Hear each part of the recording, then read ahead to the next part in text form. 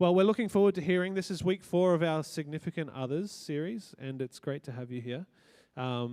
So feel free to go ahead and present, and then I'll come up and we'll conduct a Q&A. How long have I got, Ben? About 20 minutes? 20, 25? 30 minutes. 30 minutes. 30, wonderful. Okay, let's go.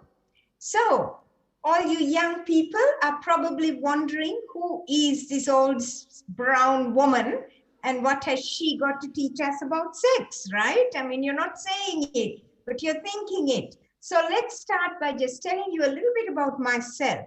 My name is Patricia Weerakoon, and with such a weird name, I must come from somewhere in the subcontinent. I was born in Sri Lanka, in the tea plantations of Sri Lanka, and I went to medical school there. And there, I studied medicine as well as reproductive health. And so I was kind of interested in reproductive health. Then after graduation, I did my postgraduate study in Hawaii. And there, I studied with a sexologist. Now, you young people are wondering, what is a sexologist?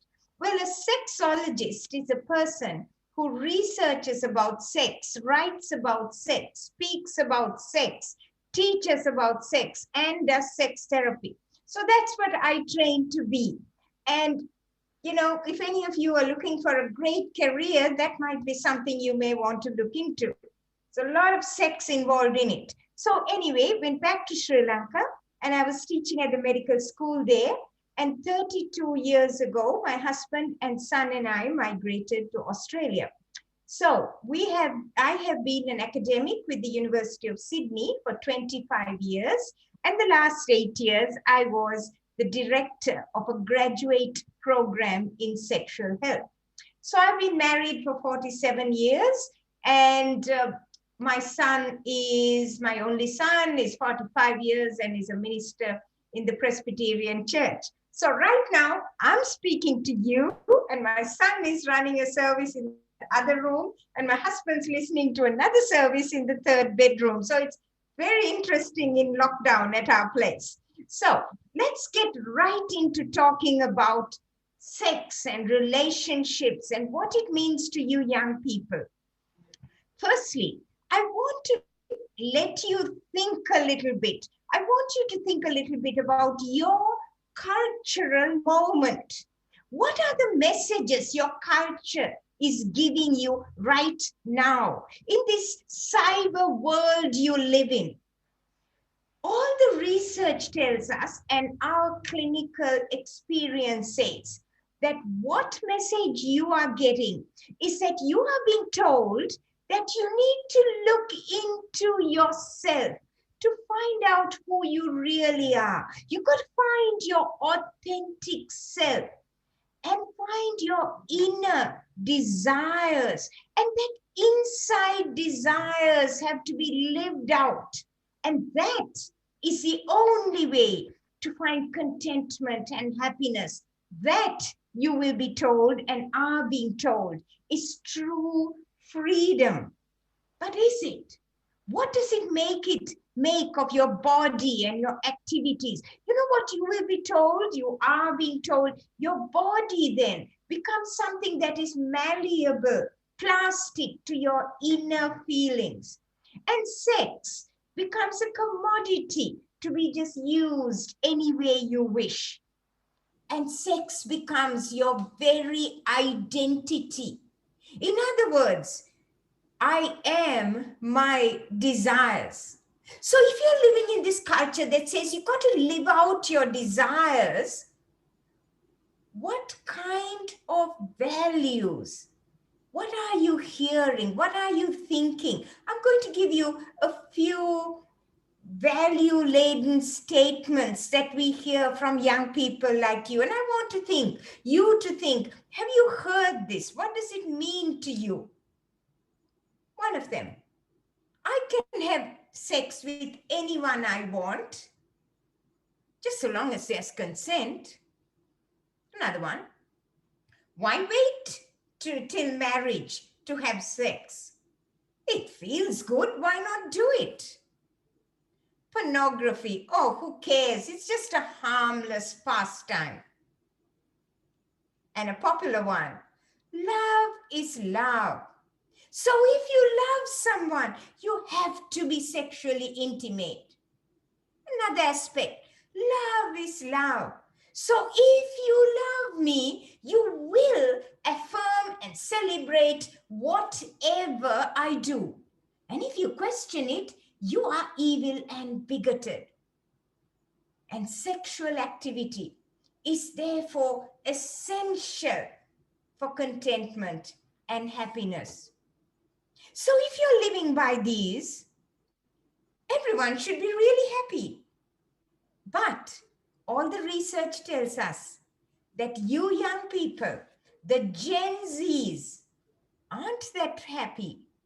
The rates of depression and anxiety, even self-harm and even suicidality is rising in your group. Why?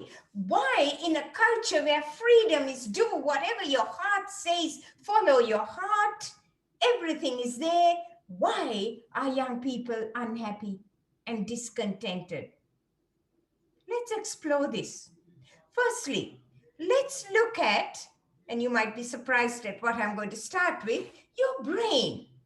You see, when you are a young person, a teenager, and early 20s, your brain is extremely vulnerable. Why is this?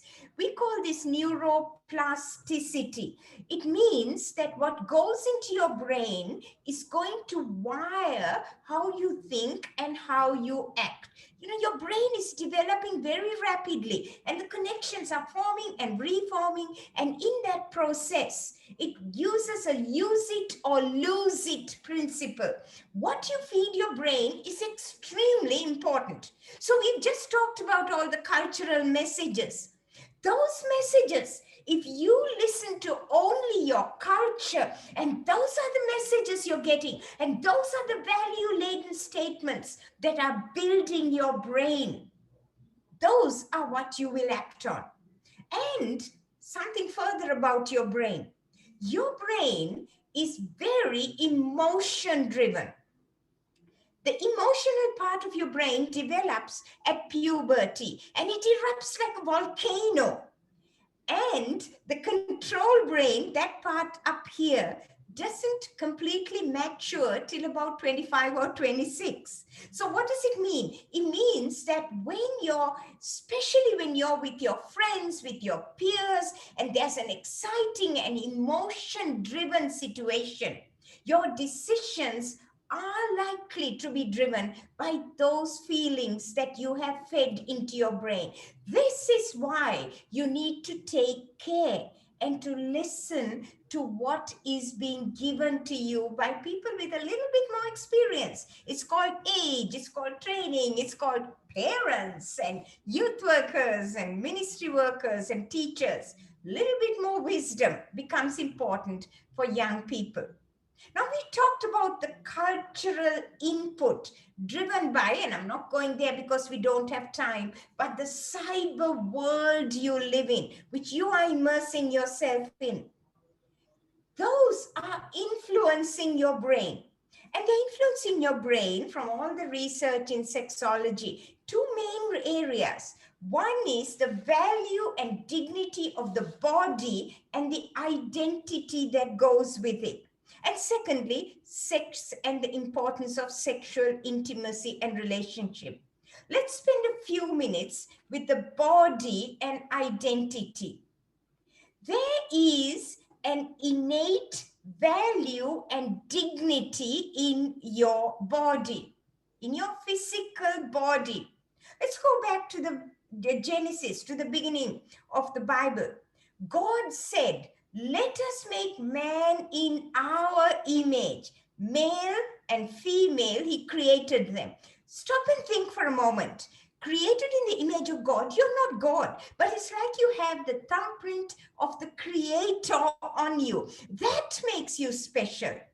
You are more than your body, but you are your body. Your body, exactly the way it is special to God.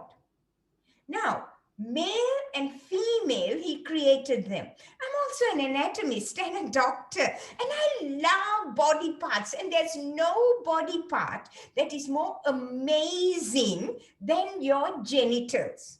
You see, when God created male and female, he created the genitals as a perfect fit. I love the penis and the vagina. You know, the rest of your body just does things like hearts beat, lungs breathe, but the penis knows exactly what to do and when to do it. Think about that for a moment. And the vagina is just so lovely. It just can cling on to the tiniest, but then allow the baby's head through. Amazing complementarity of male and female, the way God created. Your body is special. And in 1 Corinthians 6, we learn your body is part of Jesus's body. Your body is the home of the Holy Spirit. Honor God with your body. How do you honor God with your body? Think about that.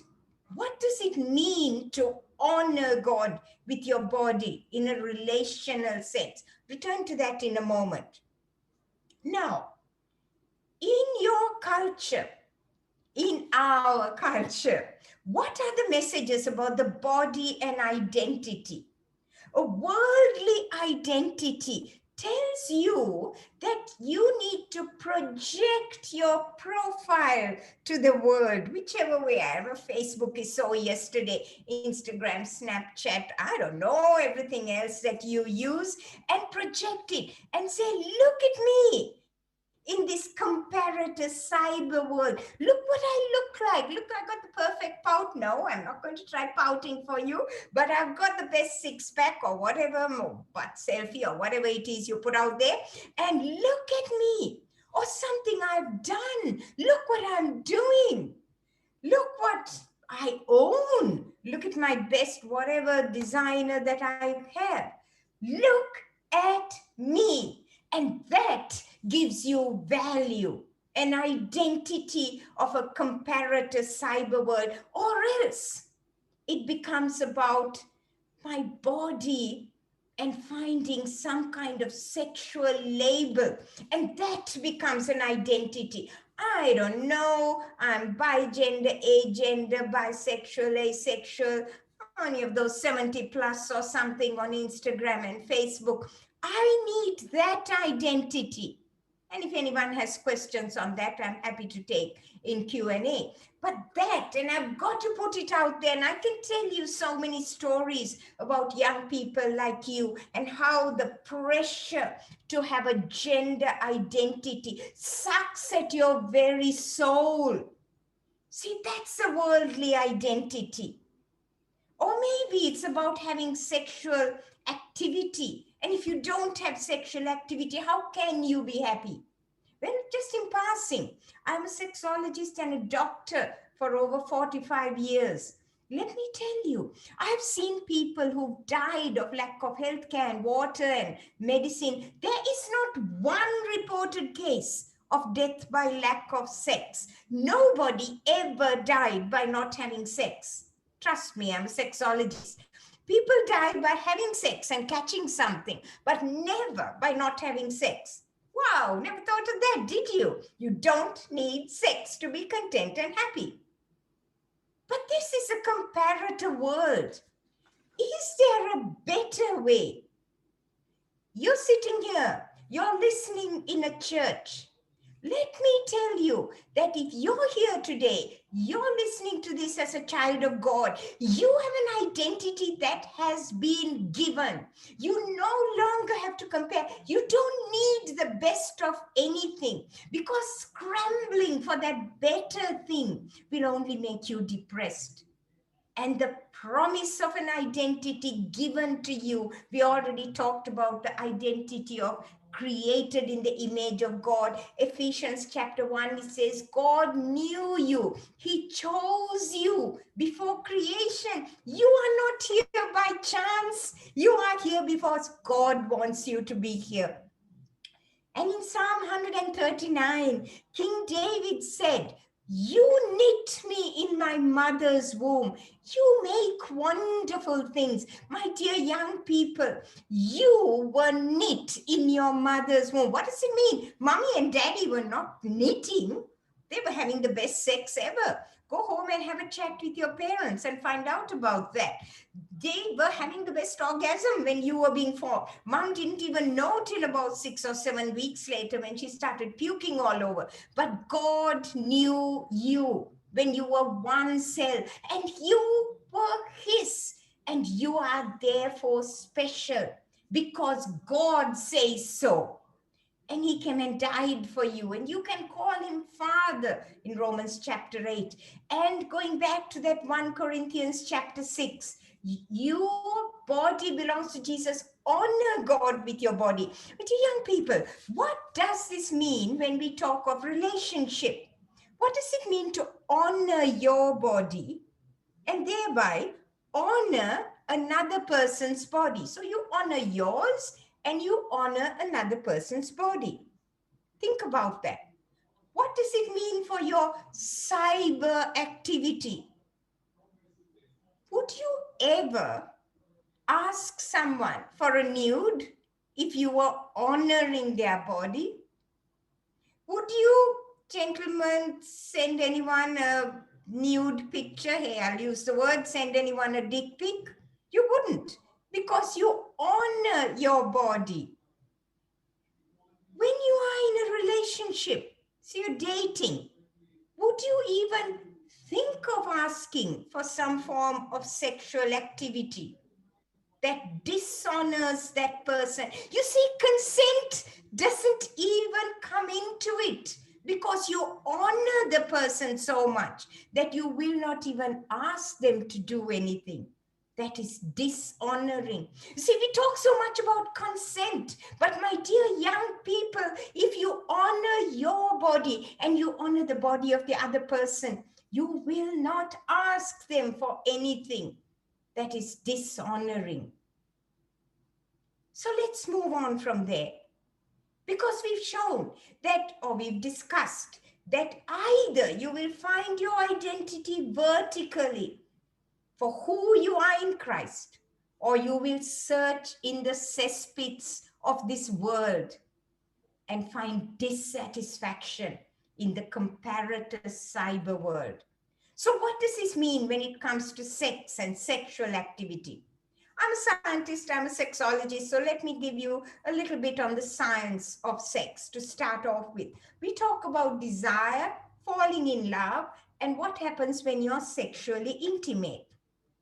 Desire is driven by testosterone in your brain, in your emotional brain. And basically, it's a feeling of, I want sex. Now, in a group like you, there'll be variations in this desire. Some of you are like, sex, yes, how soon can I get it? And others would be, if I trip over it in the car park, I might notice it.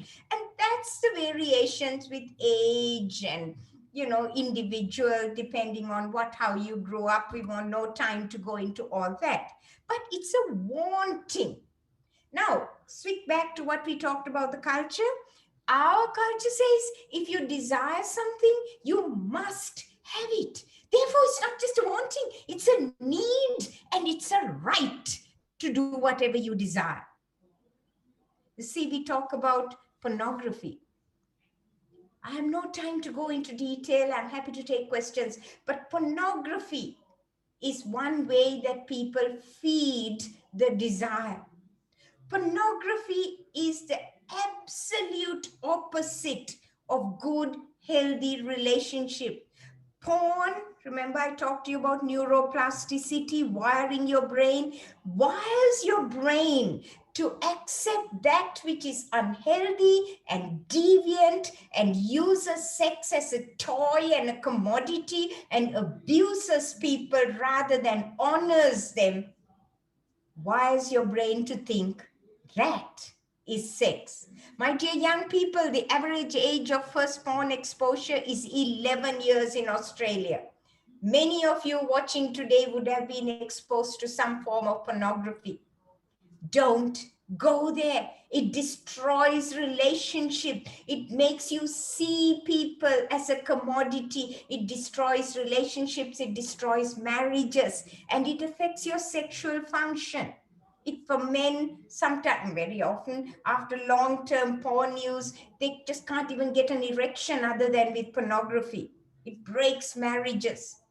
Don't go there. If you have any questions, I can come back to that. What about falling in love? Falling in love. You know, some of you may be in love, maybe you're married. Remember that first moment you saw her or him, that heart palpitating, pupil dilating moment when you thought, oh, I want you in my life, in my heart, in my bed as soon as possible. That is due to another chemical called dopamine. Dopamine basically gets sprayed on your brain when you see that special someone and says, I want to be intimate with you. Intimate, not necessarily sexually intimate. I want to know you. You, my beloved, have taken over my life. Dopamine makes you dopey. Falling in love is the dopiest thing you will ever do in your life. Serotonin levels go down, same thing in obsessive compulsive behavior. Same chemical changes take place if you were to take a cocaine hit. Love is an addiction. Love is an obsession. Love makes you dopey. It's under the influence. When you are in love, fortunately, it doesn't crazy last for more than about 18 months, but that crazy phase, you do crazy things and you need help. So, you know, those of you who are in love, get some advice. Listen when someone tells you, yeah, you know, maybe because you're in a crazy phase. Trust me, I'm married 47 years. I do not palpitate every time my husband walks by. That would be terrible when you're in lockdown. I'll be increasing my high blood pressure medication every day. Because when you are sexually intimate with someone, you move from that crazy love phase to what we call a passional phase of sexual intimacy. So I talk desire, falling in love, and what happens when you're sexually intimate. Sexual intimacy is a bonding act. You bind with the person you are sexually intimate with. Different chemicals, oxytocin, vasopressin. It's like forming a super glue bond. You bond so that if you break up, it's like tearing it apart. And you like leave a bit of yourself and take a bit of that person with you. Sex is never casual. There is nothing casual about sexual intimacy. Now, let me just do a quick side here. Intimacy is important. You are created in the image of the Trinity. God said, let us make man in our image. We are made for relationships. But sexual relationship, sexual intimacy, whether it be intercourse or feeling the genitals or fingering or even deep kissing, the bonding act, that is for marriage. That is that one man, one woman act that in the Bible we read as naked, no shame, one flesh. Which takes us to this worldview that says, follow your heart, make love to anyone, follow your desires, and you will be happy. But unfortunately, this cohabitation, living together, actually isn't proving happy from all the research we have. And living together and getting married, actually the research tells us leads to lower quality marriages than those who wait and get married. So, do we have a better story? Let me take the little bit of time we have left to give you God's better story. You might think, what has God got to say about sex? Isn't God some kind of ultimate killjoy whose only message is just don't do it? Well, let me tell you something else. As a sexologist, the Bible is one of the best sex books I've ever read. Surprised? Come with me to Genesis. God created Adam. Then he puts him to sleep, does a bit of a rib job, and then brings Eve. And Adam opens his eyes. The first ever blind date. Love at first sight. And he goes, oh, bone of my bone, flesh of my flesh. The most beautiful girl I've ever seen it empty. Never seen another one. But at that moment, desire, love is created in the Garden of Eden. And God says they were naked and felt no shame, and they were one flesh. Nakedness is total vulnerability. Hey, I can see you. You're all young and tight and taut. You just wait till you're 74 like me, and things are gravity challenged and gone down to South Pole, Tasmania. And then it's really good to be with someone you've been with for 47 years and be able to be naked and say, oh, look at that wrinkle. I remember when it was up there. So, you know, nakedness means you're vulnerable. No shame means you're with someone you are totally trusting. And you know what? The only place where you can trust someone with that innermost you is when that person has made promises to care for you till death part you. That, young people, is called one man, one woman making covenant promises of marriage. And the whole Bible sings to this. You can read Ezekiel 16, the book of Hosea. God says, you, my people, are like my bride. And in the Song of Songs, I love the Song of Songs. You should go read it. Don't read it too early, only when you're engaged to be married. So erotic. And in Song of Songs, we read, love is as strong as death. Its jealousy unyielding as the grave. It burns like a blazing fire, like a mighty flame. Many waters cannot quench it. Stop a moment and think. Fire, fire, love, desire. It's a consuming fire. Fire is good in the heart, in the home. On a winter's night, oh, you're not cold there. We're cold down here in Sydney. But on a cold winter's night, fire is good in the hearth, in the fireplace. Fire out there in the tinder dry bush is a bushfire. It destroys. See, my dear young people, premarital sex, pornography, lust, these are bushfires of desire and love in the wrong place. You're not created for that momentary pleasure, for that instant orgasm, just 1 minute if you're lucky. You are created for something far more superior. Sex is a plan that God created right from Genesis to Revelation, when he comes down to claim his bride. Read Revelation 19:21. A plan, a powerful emotion, desire, love. Therefore, it comes with a handle with care warning. In Jeremiah, in the Old Testament, we read, in a culture which says, follow your heart and do whatever you desire. The heart, says Jeremiah in Jeremiah 17, is deceitful above all things. Who can trust it?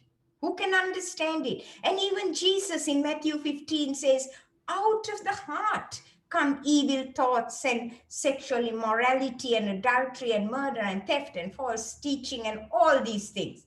Your heart is deceptive. And 3 times in Song of Songs, we read, do not arouse these desires till the right time. Flee from sexual immorality. Flee. Don't dabble, says 1 Corinthians chapter 6, where we were a little while earlier. See, sex is God's good gift. Such a good gift that marriage is a little model of Christ's love for the church. And that, my young people, is what your relations are meant to be. By all means, be intimate. Be intimate with friends. Non-sexual intimacy is so underrated. See, when love is love, if you love, you must have sex. Wrong. You love people. That's called good friendship. But keep that sexual intimacy, that powerful urge God creates us with, for that special one man, one woman married.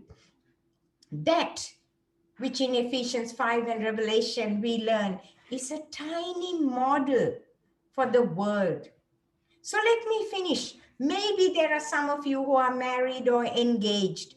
Your marriages will show the world the beauty of the gospel.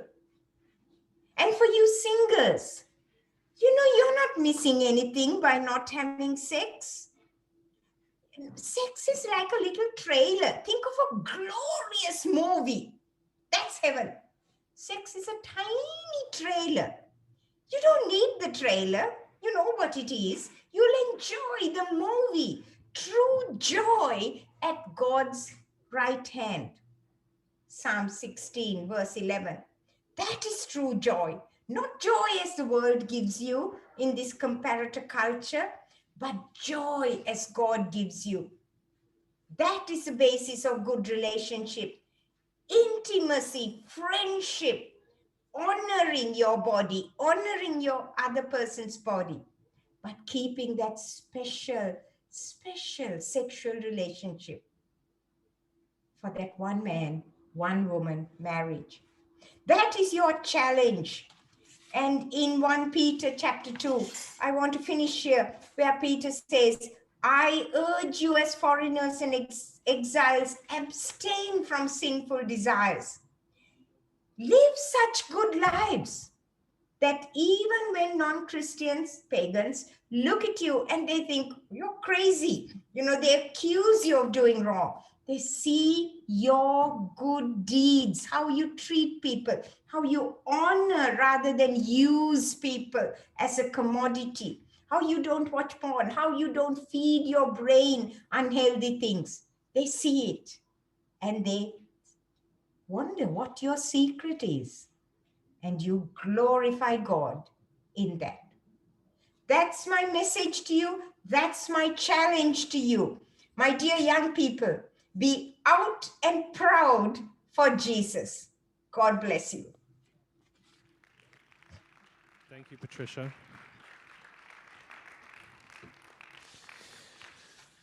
Okay, I think you can see me on here, correct? I can see you. Thank you for that.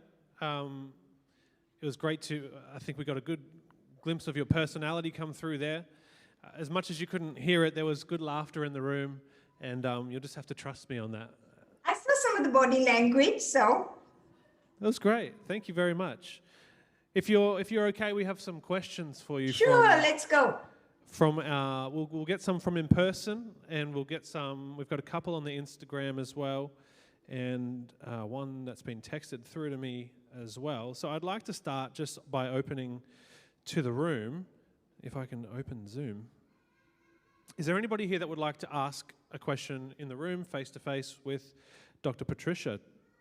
It's a great opportunity. She couldn't be here from Sydney, but if you would like to speak to her, I'll bring this around to you and you can ask a question in front of the room. Anybody curious? Anybody? We're going to have to start with Instagram, aren't we? No one's going to put their hand up. No. Okay. Get the confidence up. We'll get there. This might be a common question for you, Patricia, but it's the topic of masturbation. It's come through. Oh, thank you for making it the first question. Usually it's like one question to go and somebody wants to know about masturbation. So thank you for kicking off with masturbation. You've broken the ice well tonight, so we may as well. Oh, yes. Masturbation is a fascinating thing because you think, your genitals, they're just hanging around there. And especially for young boys, especially for little ones, it's there, you touch it, it feels good. why not? If it feels good to rub your nose, we'll all be sitting here rubbing our noses. But yeah, doesn't feel good. So what's the problem with masturbation? See, masturbation per se the Bible does not say thou shalt not masturbate. The poor story of the poor man Onan and the onanism and all that has nothing to do with masturbation. It's a whole big story there behind it. But basically what he was doing was withdrawing his penis before ejaculating in the woman, and that was coitus interruptus, not masturbation. So the Bible doesn't say. So what's the problem here? So it's not about touching your genitals. We all touch our genitals when we bath or, whatever. But the point is that what goes with it. Now, masturbation is touching your genitals to get sexual satisfaction. And that's hard to do without erotic thoughts. Now, I've talked to people who say that they can masturbate thinking about the wind through the gum trees or something like that. But, that's kind of rare. Most people are doing some sexy thinking to masturbate to. That's the problem. It's feeding the lust. Remember the Bible verse we said? Flee from sexual immorality. When you build up a lustful thought in your brain, Jesus said, when you lust after someone, you might as well have sex with them. That's the problem. Not the touching your genitals. It's the lustful thinking that goes with it. Worse, it's masturbating to pornography. Because porn wires your brain, you masturbate it, you might as well be fixing those circuits in your brain. That's the first thing. It's associated with lust. Second, because it's a feel-good activity and it puts your oxytocin and dopamine and those levels up, that's what orgasm does, gives you that instant high. What happens is it can become neuroplasticity again, habit forming. And then every time you're upset about something, like, your mom gets at you for not taking the garbage out, or your girlfriend hasn't called you, or your boyfriend hasn't talked to you, or whatever, you'll masturbate because that's your release valve. It becomes habit forming. That's unhealthy. So, what's my final advice to you? What I would say is you're young, you're in a super sexualized world. There may be times when, the tension gets to you and you masturbate. Don't feel ashamed or guilty, but don't make it your release valve. When you feel like it, think of something else that you might do that's actually more productive, like go jump on your exercise machine or take your dog for a walk. Far more productive than an orgasm. Try to find a replacement activity. Don't make it a habit. That's what I would say. Thank you for that. There was actually multiple questions about that, so that's helped. Come on, let's go quick. I'll give you quickie answers. We're getting to know each other very well here. You mentioned sexual intimacy makes... you said it's like a double-sided tape. It makes a bond, like a glue, and that if, when that's separated, do you have any advice on how people can move forward with that into future relationships and into marriage? Yeah. What I'm hearing the question is that what if you have had that and broken up, correct, Ben? Yes. Yeah, and then going forward into healthy marriages. Yeah. So, firstly, to recognize that, yes, this is because, you're going against what nature, chemistry, and God's word. There's a system in this. The God's word and the brain chemistry, the way it leads you is that you make a commitment to someone, and then you make promises, and then you have the coitus. So there is like what I say, commitment, covenant, coitus. Now, when you turn that around and you have the sexual intimacy, you have the coitus bit, and then you break up. You're upsetting that rhythm of the brain and the word of God. So you will have some pain and some effect. It's like that little scar that is in your brain. Now, How then do you work it through? The first thing is your brain, that neuroplasticity can be rewired. So accept that. Accept that the pain will be there, the grief will be there, and that it won't go away immediately. But it will. How? You replace it. Because you know how your brain works is that there are these wirings, and what you feed it will wire it. So feed it with good, feed your brain with good things. Feed it with good friendships. Find others whom you can share with, and thereby rebuild good, intimate bonds. Don't rush into another relationship. Allow this one to wash out before you move into anything more, because otherwise you're just trying to replace this with something else, and you probably end up with even more pain. So take it slow, have friends walking with you, don't be afraid to grieve, and recognize that it will take a little time, but it will happen. Great, thank you. Does anybody want to ask anything in person? No? Feel free to get your phones out. It might help somebody else feel comfortable to pretend to write a question, that they're not the only one with their phones out on the Instagram. So, you know, it's not anonymous if everyone's got their hands in their pockets and then there's one person with their phone out. So to help a brother out here, okay? This is probably a question for someone who feels they respect sex highly, and even respect the other person they might be having it with, but it's outside of marriage, and you even say that there's a covenant there. It's not official, but it's not in the confines of marriage. What would you say, apart from, you know, deciding what is right for ourselves, do you see that there's any repercussions for us in that space where we say, you know what, I think I'm going to marry this person, or I do respect this person, I do respect sex, I can't see the side effects of this or the repercussions. Are there any repercussions that you see from us doing that too early, even in a healthy environment, of what we would consider a healthy environment? Okay, I'll give you the research here, because there's a whole lot of research in this area of, two things here. Firstly, I'll give you the research. The research on cohabitation, living together, saying, oh, we will get married. Two things. One is that all the research shows that when people live together, very rarely is the commitment absolutely equal between the two people. Very rarely. Most times, one person is more committed than the other. And that's dangerous, because one person is likely to get hurt, because you've not made any legal, never mind God and the Bible and the church, you're not legally bound. Therefore, you're opening yourself, that commitment. Secondly, all the research says that when you live together, you cohabit, and then you get married, the quality of the relationship of marriage is less. We call it sliding. So you slide into marriage rather than deciding. Sliders versus deciders. And sliders into marriage are statistically more likely to slide out of marriage. So those are two things. There's another point I want to talk about. So the research says that cohabitation, living together, saying I'm going to, then get married, really isn't working.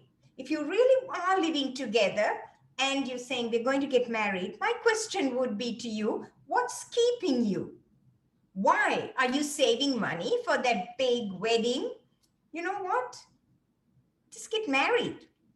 If you believe in God and you believe that God has a good word and trust the research, you're sitting here and you're in a relationship, sexually intimate, I would advise you, go ahead and get married, or stop having sex till you can arrange your marriage and then really have good sex for the rest of your life. That's one side. But I also want to give you the sexologist point of view here. And that is that many young people say, but how can I know that we can have good sex unless we try? Sex is not a try before you buy. I'm a sexologist, I'm an anatomist and a doctor. Let me assure you, penises and vaginas do not come in small, medium, large, extra large. they fit. So you do not have to try like trying out the latest designer jeans before you go into marriage. Good sex in marriage is not about this vagina and the penis. It's about relationships. It's about communication. It's about other focused, sacrificial commitment. There you are. Thank you. Does anyone want to ask one in person yet? No? Shy people you have. I see that hand, Rach. No, oh, sorry.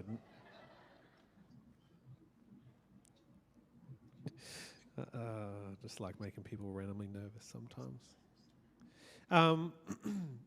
Earlier on, you said there was a link between Gen Z and depression, and particularly how we see the world sexually. Would you say that's explicitly linked to sexuality, or is there more to it that you've found in the research of why maybe Gen Z are suffering more with those than previous generations? It's a very good question. Thank you. It's tied in with many things. A lot of it is the cyber world pressure that young people, the Gen Zs and the next generation, which are called Gen Alpha, are going through. And that is that in the cyber world, you are sucked into living in this comparator world. And in spending more time on your computers and your laptops and your iPhones and Instagrams and Snapchats and all those multifarious things you do, rather than actually doing things like sleeping and actually talking to someone. So much of research that talks about young people and the time they would rather sit in front of text each other rather than actually talk to each other. So it's part of this thing about the lack of social interaction. There's a lack of that constant comparison, of that horizontal, I must be better than others in this way or the other. Those are some reasons. Then there's the whole culture of this emerging gender pressures of finding gender identity and sexual activity. And, if you aren't those things, then there is something wrong with you. You're not cool. And all those pressures add up. So sexuality is one part of it, but a significant part of your cyber world.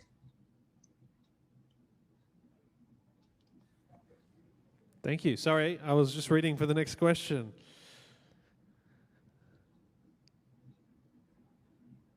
Regarding the differences between men and women, what would you think some of the most obvious differences between men and women are regarding sex?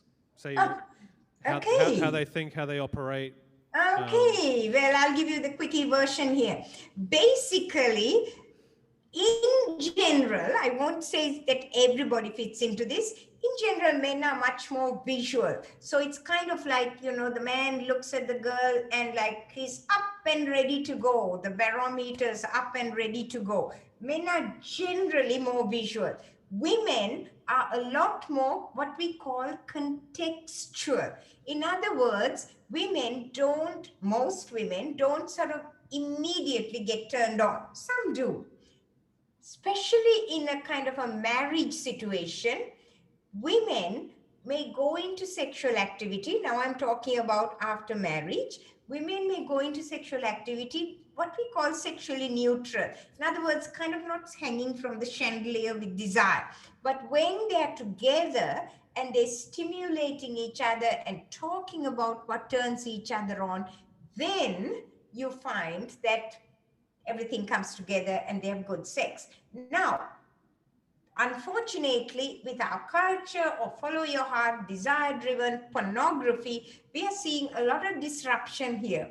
And we are seeing girls who come and say that guys aren't turned on now because they're only turned on by porn. It lowers desire, even in marriage. So we're seeing a lot of problems here. But in general, that's a general picture about men and women.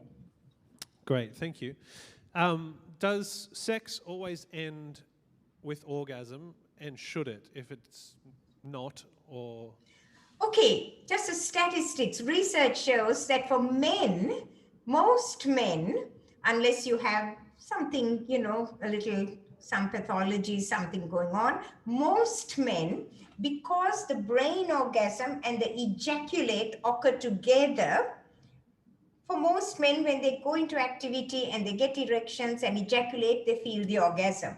Women, interestingly, only about 50% would say that they feel that orgasm with vaginal intercourse. They may have an orgasm with like touching and, oral sex, but with vaginal intercourse, only about 50% would say that they feel an orgasm.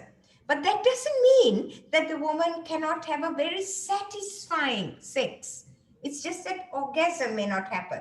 So concentrate on having fun.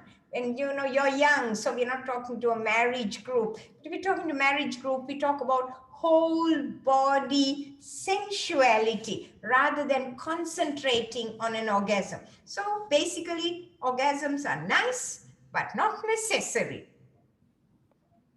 All right, we're gonna rapid fire just a couple more, and then we'll be done. Is that all right? Sure. Is it possible to have sex without an emotional connection? Yeah, because if you can get an erection, and after all, a vagina is just an aperture. So it's like shoving a penis into a hole in the wall. Yeah. I like it. Rapid fire. In many ways, yes, rapid fire. Does having sex with multiple people across a lifetime have an impact on the body in terms of maybe its hormones or its physicality? Yeah, well, because every time you have that connection and you break it up, it's like you leave a little memory in your brain. There's an old movie called Vanilla Sky, where this Tom Cruise character has, he's very attractive and rich, and he has sex with all these girls.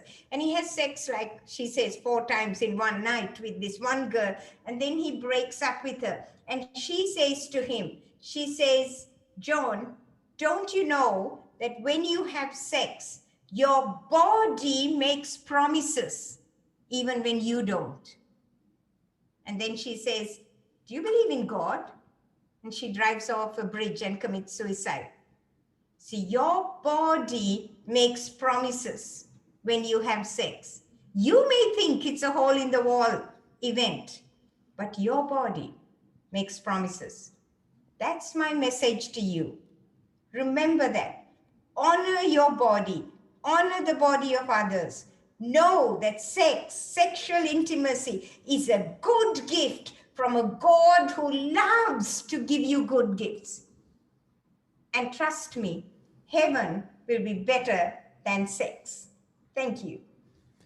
Thank you. Can you put your hands together for Dr. Patricia? Thank you, people. Thank you for your time with us and for Thank you. Goodbye, and God bless you. See you later. Bye. Bye.